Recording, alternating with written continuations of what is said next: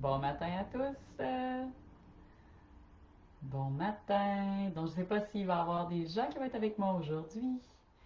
Je vais prendre quelques minutes. Bonjour. Je vais m'assurer que ça fonctionne bien. Donc, s'il y a des gens qui se connectent avec moi ce matin, faites-moi un petit signe. Juste pour que je m'assure que tout est beau. Puis tout fonctionne bien au niveau du son puis de l'image. Donc, j'avais hâte de vous retrouver ce matin pour vous parler du deuxième P, celui qui bloque dans la vie des gens, dans la vie de ceux qui principalement viennent me consulter quand ils ont des blocages. Donc, j'attends encore un petit peu pour voir s'il y en a qui se connectent avec moi. Donc, pour ceux qui seraient nouveaux sur le groupe, mon nom est Josée Bernier. Donc, je suis ambassadrice de la liberté intérieure, propriétaire de la clinique Massothérapie énergétique L'Harmonie, puis créatrice du programme en ligne Harmonise-toi et cofondatrice des retraites Monarques. Donc, si tu es là, salue-moi. Tu peux me dire de où tu es ce matin. Juste me dire comment tu vas. Donc, ce matin, je viens de parler encore une fois de mes 5 principes, de mes 5 P qui bloquent. Donc, pour ceux qui n'arrivent pas à passer à une autre étape dans leur vie, qui font peut-être du surplace, ce matin, c'est vraiment une thématique qui me parle vraiment beaucoup. Puis j'avais hâte de venir vous parler parce que ça me fait sourire. Ça me fait sourire parce que ça m'arrive encore d'être dans ce P-là qui bloque, mais beaucoup moins qu'avant. Donc, j'ai vraiment hâte de venir te partager, en fait, des petites prises de conscience autour de ça pour voir si ça te parle. Alors, tu es peut-être curieux, curieuse de savoir quel est ce P-là, et c'est la procrastination. Donc, si tu n'as pas écouté l'audio ou la vidéo d'hier, moi, je t'invite à retourner voir parce que vous allez voir que chacune des audios que je vais faire tout au long de la semaine en live sont toutes interconnectées. Donc, évidemment, ben, c'est le fun de les connaître pour voir dans lequel on se ressemble le plus pour se sortir de là, évidemment. Donc, la procrastination, hier, il était question de la peur qui est celui qui freine le plus de gens qui viennent me rencontrer.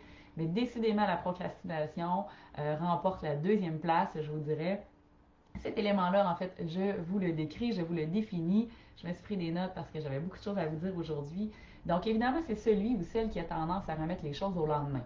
Donc, clairement, que ce soit consciemment ou inconsciemment, on a vraiment tendance à rester au neutre, à faire du surplace. Moi, j'aime bien dire que quand on arrive dans ou quand on vibre cette énergie-là et qu'il y a quelque chose qui nous amène à procrastiner, c'est parce que le mental, hein, il vient récupérer le phénomène de peur qui est là. Et là, il se met à avoir toute une liste. Là, je suis sûre que ça va vous faire sourire, vous allez vous reconnaître. Toute une liste de défaites qui vous empêchent de vous mettre en action et de faire ce que vous avez et ce que vous savez que vous devez faire. Alors évidemment, plus la liste s'allonge, plus vous vous enfoncez, vous restez bloqué sur place, plus vous allez être figé, paralysé là. J'aime bien faire cette métaphore-là du sable mouvant, c'est-à-dire que du moment où on met les pieds dedans, vous allez essayer, vous allez peut-être vouloir bouger, mais vous avez l'impression que finalement, plus vous essayez d'en faire, moins ça fonctionne. Donc ça, clairement, c'est le mécanisme numéro un de la procrastination. Donc, qu'est-ce qui alimente ça? Ce que j'ai observé au cours de la pratique, c'est que bien souvent, c'est rattaché à cette peur-là, qui est probablement est-ce que c'est la peur de s'engager dans quelque chose? Est-ce que c'est la peur de l'échec? Est-ce que c'est la peur des responsabilités qui va venir avec le fait que je me mette en action pour pouvoir réaliser, créer un projet? Puis ça peut être aussi simple qu'une petite tâche à laquelle, évidemment, on n'a pas beaucoup de plaisir. Donc ça, je vais revenir tout à l'heure avec des trucs et des astuces. Un autre mécanisme aussi qui est possible, au niveau des circonstances de votre naissance. On a vu ça en transgénéalogie dans les dernières formations que j'ai faites en hypnose et c'était très intéressant d'aller observer dans quelle mesure et dans quelles circonstances vous êtes arrivé au monde dans la vie. Quand vous êtes incarné sur Terre, comment ça s'est passé?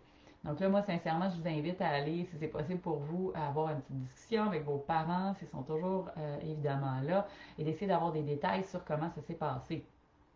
Est-ce que je suis arrivée d'avance? Est-ce que je suis arrivée en retard? Est-ce que l'accouchement, les contractions, les poussées, le travail a été long? Est-ce qu'il y a quelqu'un que le médecin a dû venir me chercher avec des forceps? Est-ce que j'arrivais du reculon en siège? Donc, évidemment, tout ça va être un phénomène très important à aller voir parce que ça peut partir même de là, de la naissance, la procrastination. Donc, un phénomène très intéressant à l'explorer. Puis, si vous vous rappelez avoir entendu longtemps dire, par exemple, votre père ou votre mère qu'avec vous autres, c'était toujours long, il fallait demander plusieurs fois, il fallait répéter, tu étais toujours en retard. Donc, Ça aussi, souvent, c'est des traits caractéristiques des gens qui ont peut-être tendance à, je veux dire, nourrir une forme de procrastination de façon inconsciente, bien évidemment.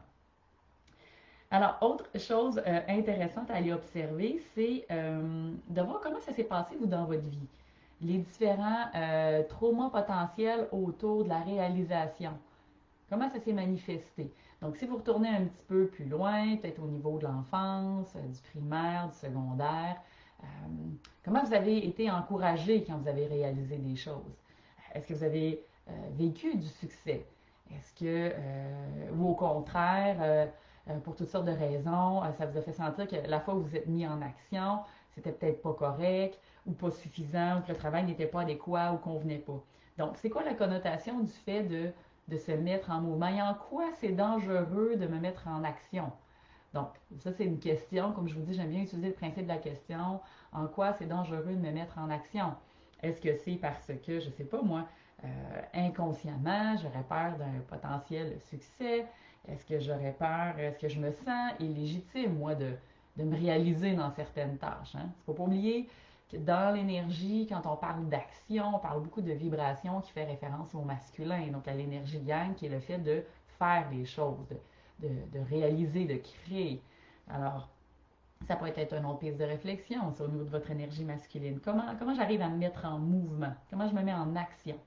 Et là, ben, ça serait bien d'aller observer quand ça se manifeste la procrastination dans votre vie, qu'est-ce qui arrive en premier? C'est-tu le mental qui récupère? Y a-t-il des émotions associées à ça? Est-ce qu'il y a un sentiment d'impuissance ou d'autosabotage? Y a-t-il de la culpabilité qui monte, de la honte?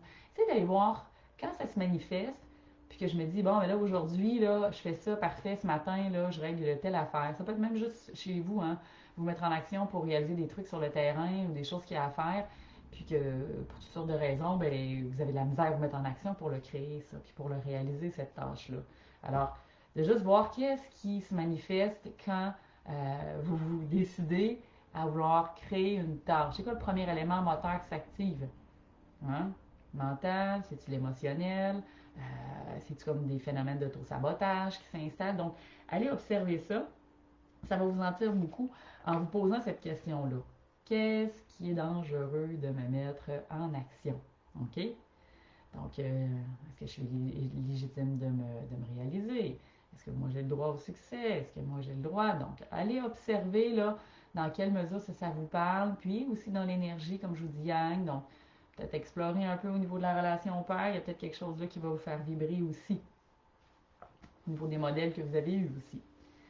Autre chose intéressante, si toi tu es prêt aujourd'hui vraiment à te propulser, si tu es prêt vraiment à te mettre en action, si tu es tanné de rester dans ce sable mouvant-là, puis rester pris dans la passivité, le sentiment qu'on tourne en rond, puis qu'on n'avance pas, puis que c'est un schéma ce qui revient dans ta vie, bien moi j'ai des petites stratégies puis des pistes pour toi. Évidemment, c'est comme tout le reste, s'il y a des blocages qui sont profonds, ça peut arriver que ça demande une guidance ou un accompagnement, mais il y en a pour qui ça peut être quand même quelque chose de léger et qui est possible, ne serait-ce qu'avec les pistes de réflexion que je t'amène aujourd'hui, puis les petites stratégies, ne serait-ce que d'essayer ces outils-là, puis de voir pour toi si ça fonctionne. Moi, c'est des choses que j'utilise au quotidien qui m'aident. Donc, évidemment, il faut voir. Peut-être que c'est pas aussi efficace pour l'ensemble des gens que pour moi, mais je te dis quand même ce qui est là. Parce que pour se mettre en action, je pense que ça, j'y arrive assez bien. Alors, je te dis, la première stratégie que moi j'aime faire, c'est quand tu sais que tu as peut-être la fameuse to-do list, hein, ça peut être encore là une charge et une pression. Donc là, ça sera une autre piste de réflexion quand on va arriver dans le prochain P, hein, parce qu'il y en a encore d'autres à aborder.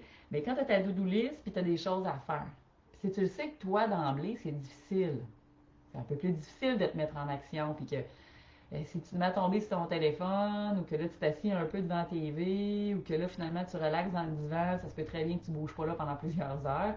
Ben, moi, ce que je vais t'inviter à faire, c'est de faire un peu exprès pour éviter ces distracteurs-là. Parce que, évidemment, le mental peut se trouver des raisons. Mais s'il se trouve quelque chose qui a l'air plus le fun à faire, la première affaire qu'il va faire, c'est de se retourner vers ce qui est beaucoup plus facile.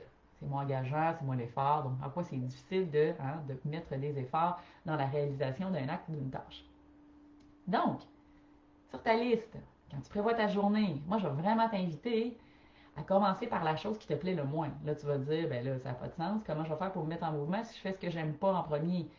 Ben, c'est que généralement, quand on commence par faire ce qui nous rebute le plus, après ça, c'est beaucoup plus facile quand on est déjà enclenché et qu'on a réussi à faire les choses qui nous plaisent le moins. Et là, on se félicite, on est fiers de nous. Mais là, on est déjà lancé. Donc, après ça, pour continuer de réaliser les petites choses qui sont plus simples, plus faciles, plus agréables, bien évidemment, ça va amener une fluidité et une légèreté là-dedans.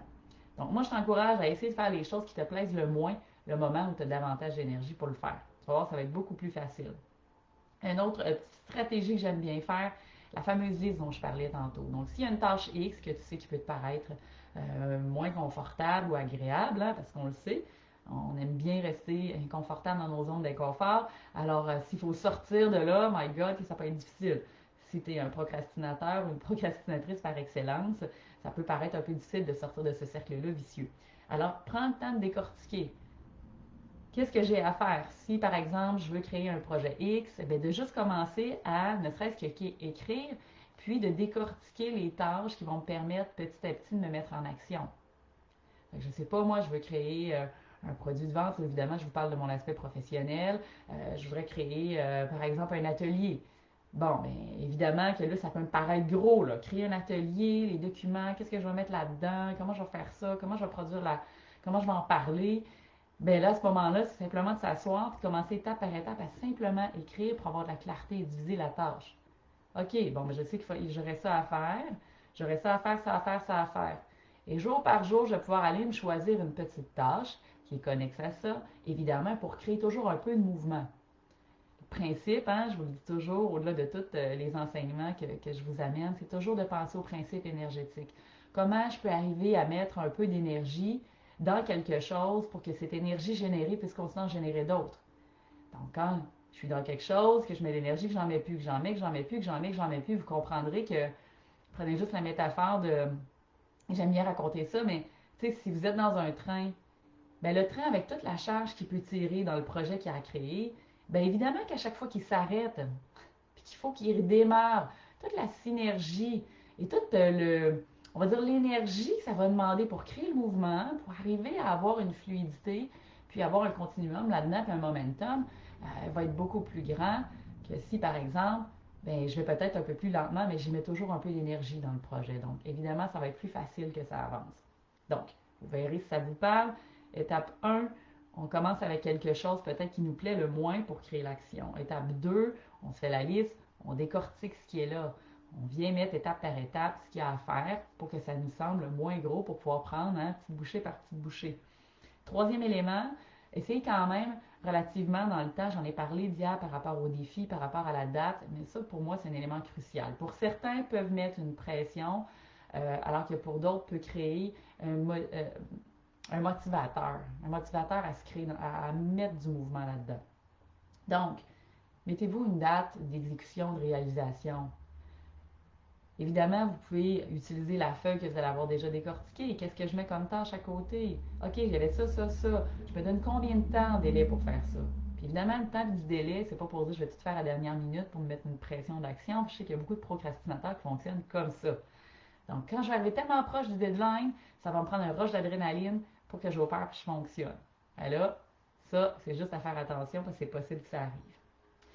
Ensuite, mon quatrième point, ma quatrième stratégie, quand on commence avec quelque chose qui nous plaît le moins, on s'organise pour rendre la tâche agréable. C'est ça qui nous aide à nous mettre dans le mouvement. Alors, qu'est-ce que j'aime? Qu'est-ce qui me fait plaisir? Bon, je donne l'exemple par rapport à ma gestion, par rapport à la comptabilité, des choses qui, des fois, ben, évidemment, si j'ai le choix de créer un produit, quelque chose qui me fait vibrer, puis de gérer ma paperasse au niveau financier, je vais avoir le goût de faire tout ce qui est créatif. J'aurais peut-être pas le goût d'aller gérer la paperasse. Mais qu'est-ce que je fais?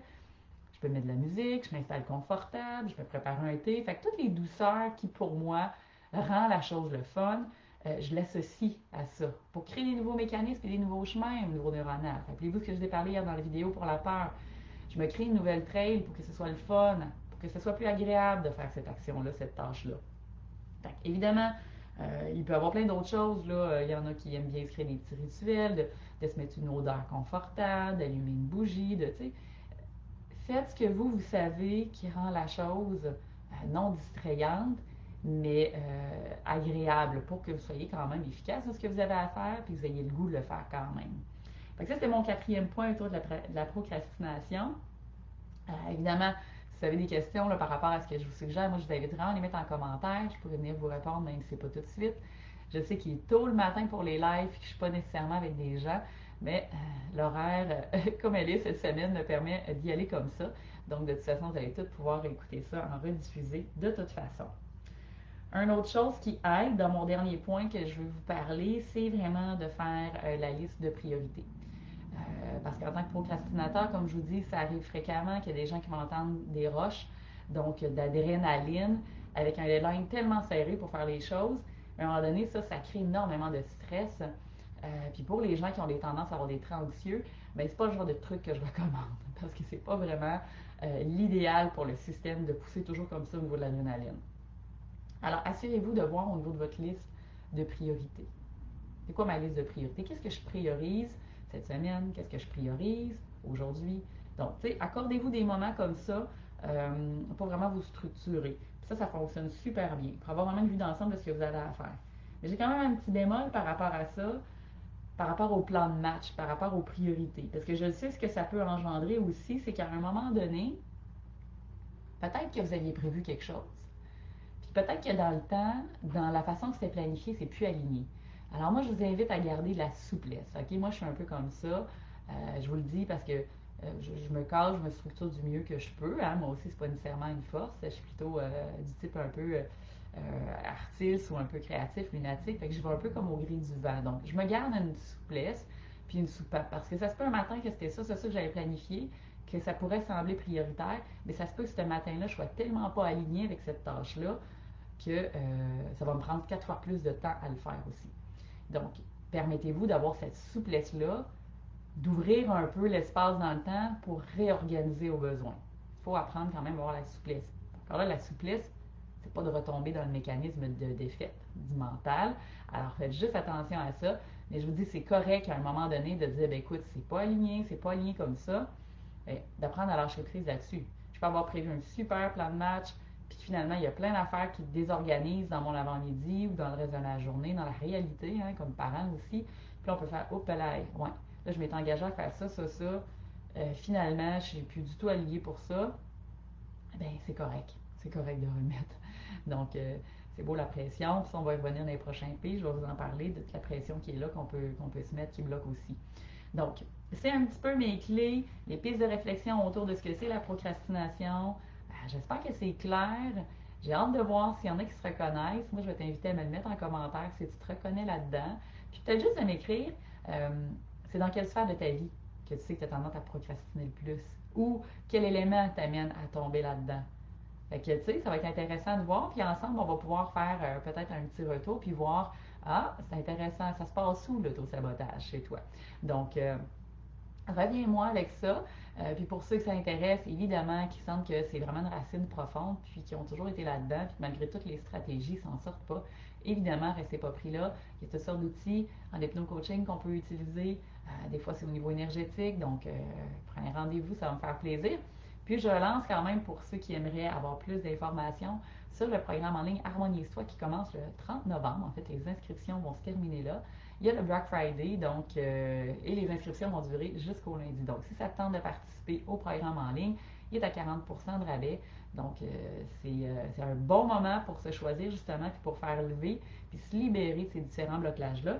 Puis, dans le module 6, il est vraiment question de ce projet sens-là, de la mission de vie, donc de la famille d'âme, de tous les buts autour de la numérologie. Donc, j'aborde ça, ça va être super intéressant.